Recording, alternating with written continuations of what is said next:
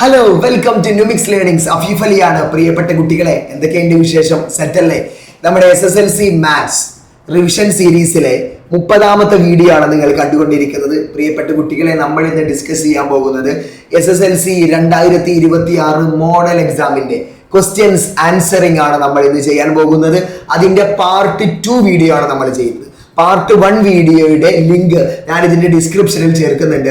ഇതുവരെ ആ വീഡിയോ കാണാത്ത മക്കളാണെങ്കിൽ നിർബന്ധമായിട്ടും ആ വീഡിയോ കണ്ടതിന് ശേഷം ഈ വീഡിയോയിലേക്ക് വരേണ്ടതാണ്. സെറ്റാണല്ലോ? നമ്മൾ ഇന്ന് ക്വസ്റ്റ്യൻ പേപ്പറിലെ ഒരു 8ഓളം ക്വസ്റ്റ്യൻസ് നമ്മൾ വിശദമായിട്ട് വർക്ക്ഔട്ട് ചെയ്യുന്നുണ്ട്. നിർബന്ധമായിട്ടും നിങ്ങൾ ഈ വീഡിയോ മുഴുവൻ കാണുകയും നിങ്ങൾക്ക് ഈ വീഡിയോ ഇഷ്ടമാണെങ്കിൽ നിങ്ങളുടെ അഭിപ്രായം കമന്റ് ചെയ്യുക. അതുപോലെ നിങ്ങളുടെ കൂട്ടുകാരിലേക്ക് നിർബന്ധമായിട്ടും ഈ വീഡിയോ ഒന്ന് അയച്ചു കൊടുക്കുകയും ചെയ്യുക. സെറ്റാണല്ലോ മക്കളെ? അപ്പൊ നമ്മൾ കൂടുതൽ ഇൻട്രൊഡക്ഷൻ നൽകി വൈകിപ്പിക്കുന്നില്ല. നമ്മൾ നേരിട്ട് ആദ്യത്തെ ക്വസ്റ്റ്യനിലേക്ക് പോവാണ്. ആദ്യത്തെ ക്വസ്റ്റ്യൻ എന്താണ്? ആദ്യത്തെ ക്വസ്റ്റ്യൻ എന്ന് നോക്കിക്കേ. ഒരു കമ്പനിയിലെ തൊഴിലാളികളെ ദിവസക്കൂലിയുടെ അടിസ്ഥാനത്തിൽ ക്രമീകരിച്ച പട്ടികയാണ് ചുവടെ കൊടുത്തിരിക്കുന്നത്. അപ്പൊ ഒരു പട്ടിക ഇവിടെ കൊടുത്തിട്ടുണ്ട്. ഈ പട്ടിക ഇത്രയേ ഉള്ളൂ. ഈ രണ്ടെണ്ണം നമ്മൾ വരച്ചു വെച്ചതാണ്. റെഡിയാണല്ലോ? ഇനി തൊഴിലാളികളെ ദിവസക്കൂലിയുടെ അടിസ്ഥാനത്തിൽ ക്രമീകരിച്ചാൽ എത്രാമത്തെ തൊഴിലാളിയുടെ ദിവസക്കൂലിയാണ് മധ്യമമായി എടുക്കുന്നത്? 16ാമത്തെ തൊഴിലാളിയുടെ ദിവസക്കൂലി സങ്കല്പ പ്രകാരം എത്രയാണ്? മധ്യമ ദിവസക്കൂലി എത്രയാണ്? എന്താണ്? The daily wage of the worker at what position is taken as the median? Median ആയിട്ട് നമ്മൾ പരിഗണിക്കുന്നത് എത്രാമത്തെ വർക്കറിന്റെ തൊഴിലാളിയുടെ വേതനമാണ് ഡെയിലി വേജ് ആണ്. According to our assumption, what is the daily wage of 16th worker? 16ാമത്തെ ജോലിക്കാരന്റെ വർക്കറിന്റെ തൊഴിലാളിയുടെ ഒരു ഏകദേശം സാങ്കല്പിക കൂലി വേതനം എത്രയാണ്?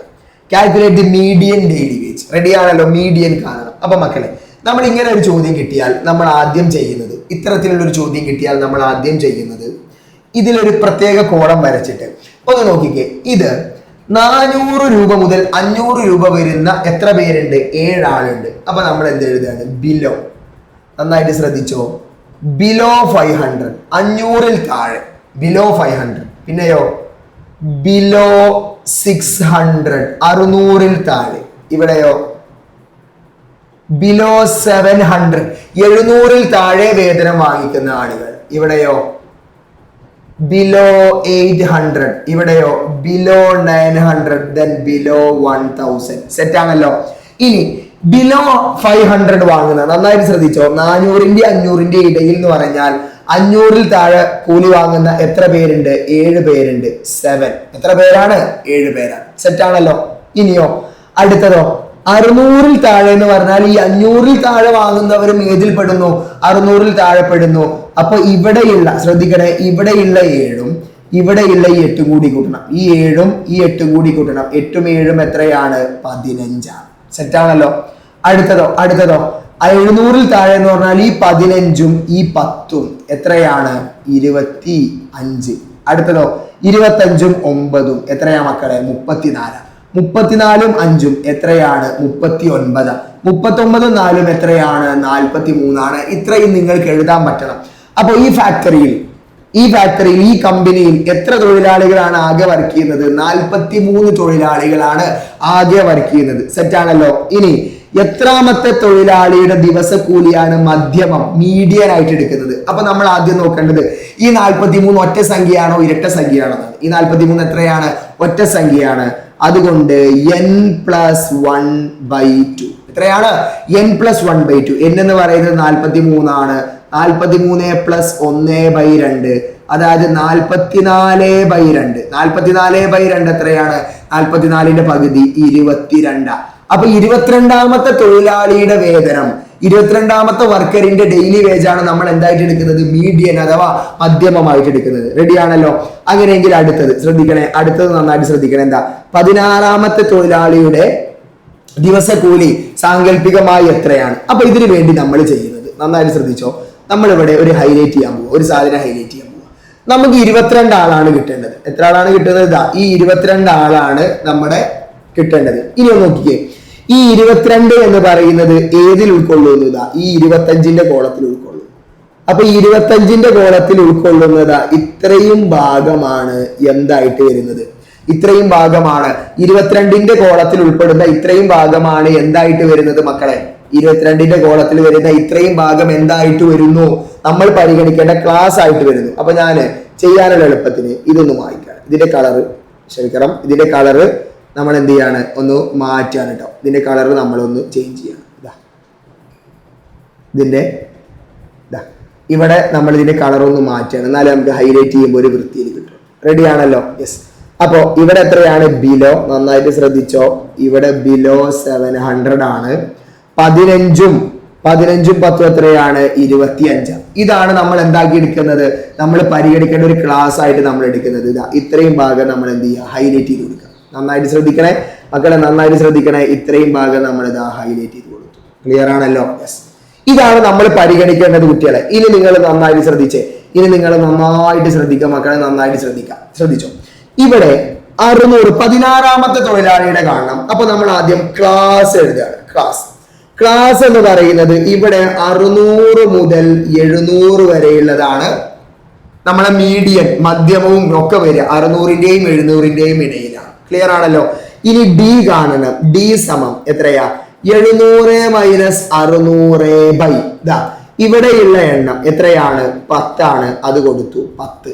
അതായത് 100/10 എത്രയാ കിട്ടിയത്? 10 കിട്ടി. ഡി ഡിസ്റ്റൻസ് എത്ര കിട്ടി? അകലം എത്ര കിട്ടി? നമുക്ക് 10 കിട്ടി. ക്ലിയർ ആണല്ലോ?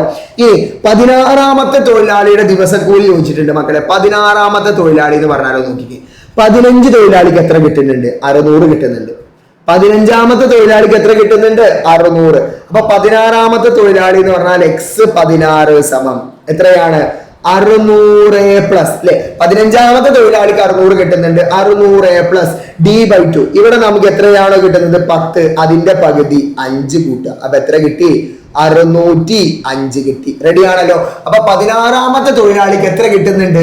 605 കിട്ടുന്നുണ്ട്. ഇനി മധ്യമ ദിവസക്കൂലി മീഡിയൻ. മീഡിയൻ മധ്യം എന്ന് പറയുന്നത് എത്രാമത്തതാണ്? 22ാമത്തെ ആളെ കൂലിയാണ് കാണേണ്ടത്. അതായത് x22 സമം എത്രയാ? x16ന്റെ കൂടെ 16ാമത്തെ ആളിന്റെ കൂടെ എത്ര കൂട്ടണം? 6d കൂട്ടണം. ദിസ് ഈസ് ഈക്വൽ ടു 16ാമത്തെ ആൾ എത്ര കിട്ടി? 605 പ്ലസ് 6 ഇൻറ്റു ഡി എത്രയാ കിട്ടിയത്? 10 ആണ്. അതായത് 605 പ്ലസ് 6 ഇൻറ്റു 10 60 ആണ്. 605ഉം 60ഉം 665. സെറ്റ് ആണല്ലോ? അപ്പോ മീഡിയൻ ഡെയിലി വേജ് മധ്യമ ദിവസക്കൂലി 22ാമത്തെ ആളുടേതാണ്. അതെത്രയാണ്?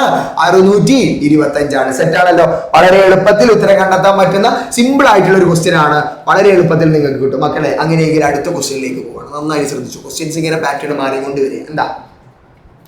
The coordinates of the point A 1 2 and the coordinate of the point B 9 10. What is the coordinate of the midpoint of AB? AB യുടെ midpoint കാണണം. അടുത്തത് calculate the coordinate of the point P which divides AB in the ratio 1:3. 1:3 മുറിക്കണം. അപ്പൊ മക്കളെ നന്നായിട്ട് ശ്രദ്ധിച്ചോ. Simple പരിപാടിയാണ്. നമ്മുടെ കയ്യിൽ ഇതിന്റെ മലയാളം കൂടി നോക്കാം. എന്താ? A എന്ന ബിന്ദുവിന്റെ സൂചക സംഖ്യകൾ 1 2, B എന്ന ബിന്ദുവിന്റെ സൂചക സംഖ്യകൾ 9 10. AB എന്ന വരയുടെ മധ്യബിന്ദുവിന്റെ സൂചക സംഖ്യകൾ കണക്കാക്കുക. AB എന്ന വരയെ 1:3 എന്ന അംശബന്ധത്തിൽ ഭാഗിക്കുന്ന ബിന്ദുവാണ് P എങ്കിൽ P യുടെ സൂചക സംഖ്യകൾ കണക്കാക്കുക. മക്കളെ ശ്രദ്ധിച്ചോ. ആദ്യം ഞാൻ ഒരു വര ഇങ്ങോട്ട് വരക്കാം. ഒരു വര AB എന്നുള്ള വര. ഇതിങ്ങനെയെന്ന് വിചാരിച്ചു. ചിലപ്പോൾ ഇതിന് ചെറിയ വളവൊക്കെ ഉണ്ടാവും. തൽക്കാലം നമ്മൾ ഇത് വരക്കാണ് AB. ഇനി A എന്ന് പറയുന്നത് ഇതെത്രയാണ്? B ആണെന്നും വിചാരിച്ചു. A എന്ന് പറയുന്നത് എത്രയാണ്? 1 2 എന്ന് ചോദ്യത്തിലുണ്ട്. B എന്ന് പറയുന്നത് എത്രയാണ്? 9 10. സെറ്റ് ആണല്ലോ? A ക്വസ്റ്റ്യൻ എന്ന് പറയുന്നത് മധ്യബിന്ദു കാണാനാണ്. A ക്വസ്റ്റ്യൻ എന്ന് പറയുന്നത് ഏത് കാണാനാണ്? മധ്യബിന്ദു. മധ്യബിന്ദുവിന്റെ ഇംഗ്ലീഷ് ഏതാ? Mid point. മക്കളെ മിഡ് പോയിന്റ് കാണാൻ ഇക്വേഷൻ പറഞ്ഞേ. മിഡ് പോയിന്റ് കാണാൻ ഇക്വേഷൻ പറഞ്ഞേ. x1 plus x2/2 പറഞ്ഞേ y1 plus y2/2. എന്താ? y1 plus y2/2. That means this is equal to x1 1 x2 9 അല്ലെ? 1ഉം 9ഉം കൂട്ടണം. 1 plus 9/2 അടുത്തതോ 2ഉം 10ഉം കൂട്ടണം. 2 plus 10/2. അതായത് 1ഉം 9ഉം 10/2, 2ഉം 12ഉം 12/2, ദിസ് ഇസ് ഈക്വൽ ടു 10/2 5 12/2 6 അപ്പൊ മിഡ് പോയിന്റ് ഓഫ് എ ബിയുടെ മധ്യബിന്ദു എത്രയാണ്? കോർഡിനേറ്റ് 5 6 സീജക സംഖ്യകൾ 5 6. സെറ്റ് ആണല്ലോ മക്കളെ. അങ്ങനെയെങ്കിൽ അടുത്ത ചോദ്യം ബി ക്വസ്റ്റ്യൻ എന്താ? റേഷ്യോ കാണാനാ. ഏതാണ്? 1:3. എ ബി എന്ന വരയെ 1:3 മുറിക്കാത്രടാ. എ ബി എന്ന വരയെ എത്രയിലാ മുറിക്കുന്നത്? 1:3. മക്കളെ നന്നായിട്ട് ശ്രദ്ധിച്ചോ. ഇതാണ് എ ബി എന്ന് വിചാരിക്കും. ഇതാണ് എന്ത്? A B. ഇതിന് ഞാൻ എ കൊടുത്തു, ഇതിനെന്ത് കൊടുത്തു? ബി കൊടുത്തു. സെറ്റ് ആണല്ലോ. ഇനി എ എന്ന് പറയുന്നത് 1 2 ആണെന്നും ബി എന്ന് പറയുന്നത് 9 2 ആണെന്നും നമുക്ക് പറഞ്ഞു തന്നിട്ടുണ്ട്. റെഡി ആണല്ലോ. ഇനി പി അത് എത്രയിലാ കട്ട് ചെയ്യുന്നത്? 1:3. അപ്പൊ പി 1:3 കട്ട് ചെയ്യുന്നത്. അപ്പൊ റേഷ്യോ അംശബന്ധം നന്നായിട്ട് ശ്രദ്ധിച്ചോ. റേഷ്യോ എത്രയാണ്? 1:3 ആണ്. റേഷ്യോ എത്രയാണ്? 1:3. ഇനി നമുക്ക് പിയുടെ സൂചക സംഖ്യയായ എക്സും കാണണം, വൈയും കാണണം. പിയുടെ കോർഡിനേറ്റ് ആയ എക്സും കാണണം, വൈയും കാണണം. നമ്മൾ പഠിച്ചിട്ടുണ്ട്. എക്സ് കാണാൻ ഇക്വേഷൻ പറഞ്ഞേ. എക്സ് ഈക്വൽ ടു എക്സ് സമം എന്താ? mx2 plus nx1 divided by m plus n. Set ആണല്ലോ.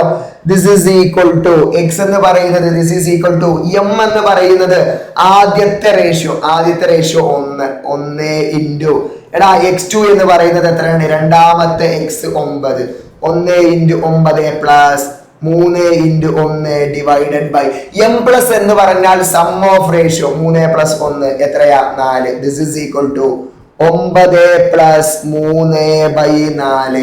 9 പ്ലസ് 3 എത്രയാണ്? 12/4. മക്കളെ 12/4 എത്രയാ? 12ൽ എത്ര 4 ഉണ്ട്? 3 ആണ്. അപ്പൊ എക്സ് നമുക്ക് കിട്ടി. എടാ എക്സ് നമുക്ക് കിട്ടി. എത്രയാണ് എക്സ് കിട്ടിയത്? 3. ഇതുപോലെ വൈ കാണണം. ഇതുപോലെ എന്ത് കാണണം? വൈ. നന്നായിട്ട് ശ്രദ്ധിച്ചോ. വൈ സമം എന്താ?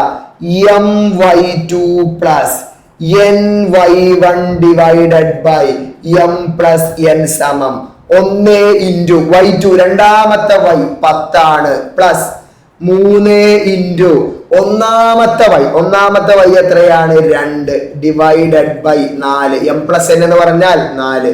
അതായത് 10 പ്ലസ് 6/4 സമം 16/4 സമം 16ൽ എത്ര 4 ഉണ്ട് മക്കളെ?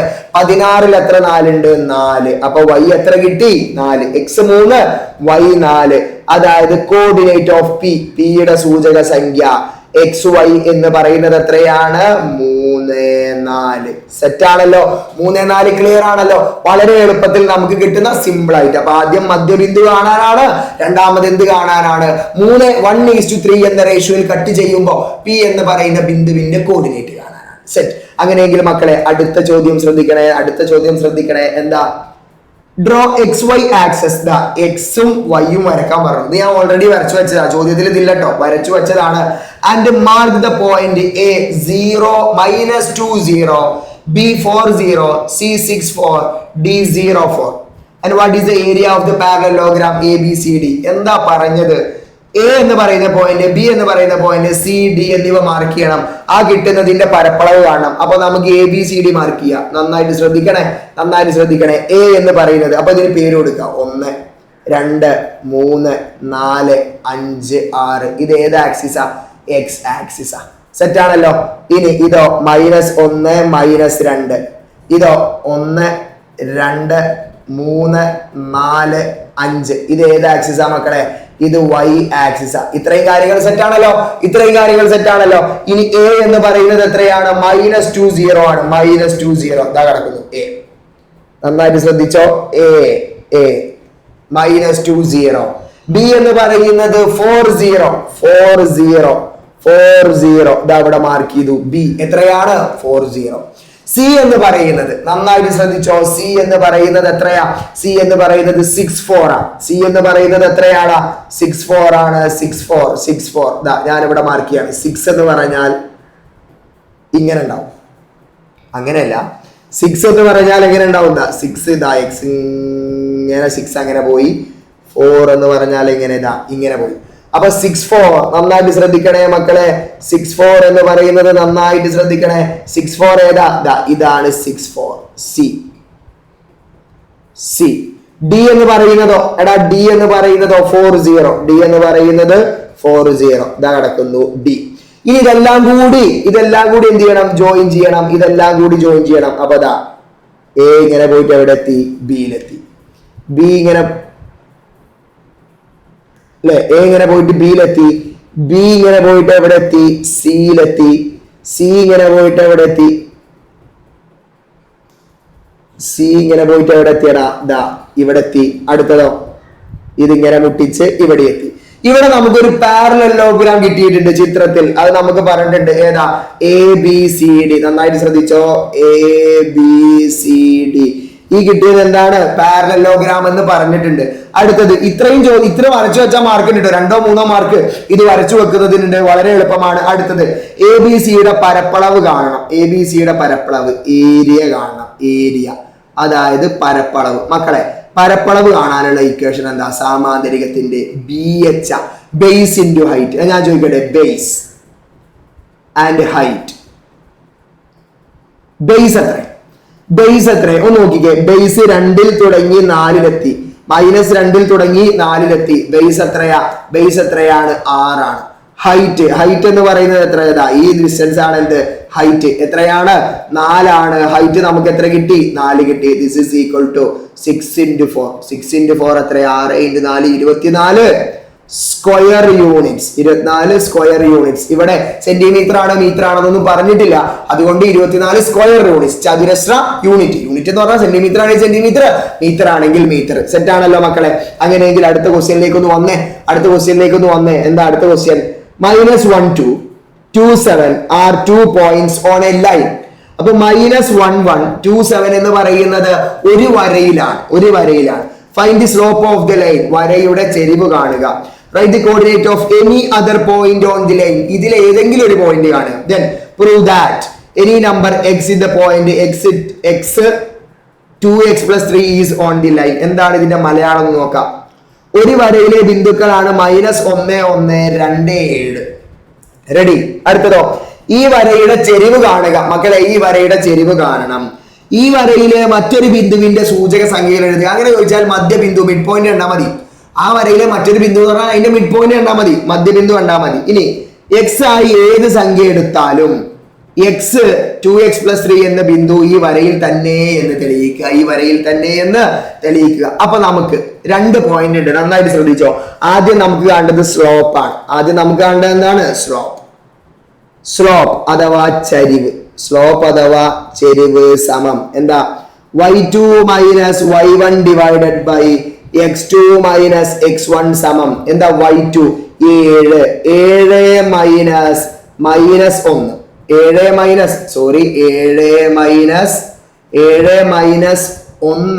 ഡിവൈഡഡ് ബൈ 2 - -1 സമം 6/2 + 1. 2 മൈനസ് പ്ലസ് ആവും. 6/3 സമം 2. സ്ലോപ്പ്, ആദ്യത്തെ വരയുടെ സ്ലോപ്പ് ചെരിവ് എത്ര കിട്ടി? 2 കിട്ടി. സെറ്റ് ആണല്ലോ. ഇനി ബി ക്വസ്റ്റ്യൻ. ഇത് ഒന്നാമത്തെ ക്വസ്റ്റ്യൻ ആണ് മക്കളെ. രണ്ടാമത്തെ ക്വസ്റ്റ്യൻ എന്ന് പറയുന്നത് എന്താ? ഈ പോയിന്റിലെ ഈ വരയിലെ എന്താണ്? -1. ഏത് വര? ഈ പോയിന്റും ചേർന്ന് വരക്കുന്ന വരയിലെ മറ്റൊരു ബിന്ദു കാണണം. അതിന്റെ മിഡ് പോയിന്റ് കണ്ടാൽ മതി. മറ്റൊരു ബിന്ദു പറഞ്ഞാൽ എന്ത് കണ്ടാൽ മതി? മിഡ് പോയിന്റ് കണ്ടാൽ മതി. നടുക്കത്തെ ബിന്ദു ആ വരയിൽ തന്നെ അല്ലേ? മിഡ് പോയിന്റ് അഥവാ മധ്യബിന്ദു സമം എന്താ? x1 + x2/2 y1 + y2/2. This is equal to -1 + 2/2. അടുത്തതോ 1 + 7/2. This is equal to 1/2, 8/2 സമം 1/2 പറഞ്ഞാൽ 0.5,4 0.54. മിഡ് പോയിന്റ് കണ്ടാൽ മതി. ആ പോയിന്റിലെ മറ്റൊരു ബിന്ദു എന്ന് പറഞ്ഞാൽ മക്കളെ മിഡ് പോയിന്റ് മധ്യബിന്ദു കണ്ടാൽ മതി. അങ്ങനെയെങ്കിൽ അടുത്ത ചോദ്യം, അതാണ് മെയിൻ ചോദ്യം. എന്താ ഈ വര? ഏതാണ് ആ വര? ഈ 2 പോയിന്റ് ജോയിൻ ചെയ്യുന്ന ആ വര. ആ വരയിലെ ഒരു പോയിന്റിലെ x നിങ്ങൾ x ആയിട്ടും y നിങ്ങൾ 2x + 3 ആയിട്ടും എടുക്കുക. എന്നിട്ട് ഈ വര ഈ ബിന്ദുവിൽ ഉണ്ടോ? ഈ ബിന്ദുവിൽ തന്നെയാണെന്ന് തെളിയിക്കുക. അപ്പൊ ബിന്ദുവിൽ തന്നെ ആയിരിക്കും എന്ന് തെളിയിക്കുക. എടാ ഒരു പോയിന്റ് ഒരു ബിന്ദുവിൽ ഉണ്ടോ എന്ന് തെളിയിക്കാൻ ചെരിവ് തുല്യമാണെന്ന് തെളിയിച്ചാൽ മതി. അപ്പൊ ആദ്യത്തെ വരയുടെ ചെരിവ് നമുക്ക് എത്ര കിട്ടി? 2 കിട്ടി. ഇനി ഇപ്പൊ നമ്മൾ എടുക്കാൻ പോകുന്ന ചെരിവും 2 കിട്ടിയാൽ ആ വരയിൽ ഉണ്ട് എന്നാണ് അർത്ഥം. അപ്പോ നമ്മൾ പോയിന്റ് ആയിട്ട് എടുക്കുന്നത് ഏതൊക്കെയാണ്? 2 7 ഒരു പോയിന്റ് ആയിട്ട് എടുത്തു. മറ്റേത് ഇവിടെ തന്നിട്ടുണ്ട് x ആൻഡ് 2x+3 തന്നിട്ടുണ്ട്. ഈ വരയുടെ സ്ലോപ്പ് ഇതാ, ഈ വരയുടെ ഈ 2 പോയിന്റ് ഉള്ള ഈ വരയുടെ സ്ലോപ്പ് മക്കളെ അഥവാ ചെരിവ് കണ്ടാൽ മതി. സ്ലോപ്പ്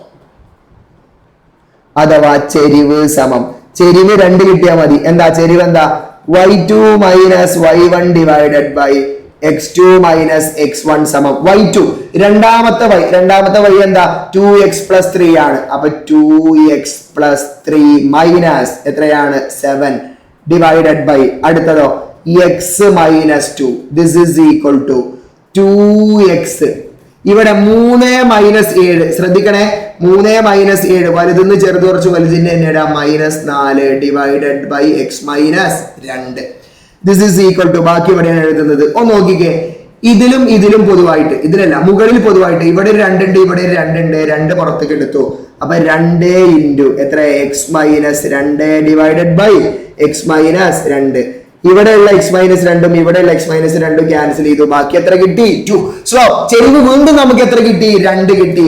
അതായത് ആദ്യത്തതിന്റെയും ചെരിവ് 2 ആണ്. അതിലെ ഒരു പോയിന്റും ഇതും എടുത്തു നോക്കിയപ്പോഴും ചെരിവ് സ്ലോപ്പ് എത്ര കിട്ടി? 2.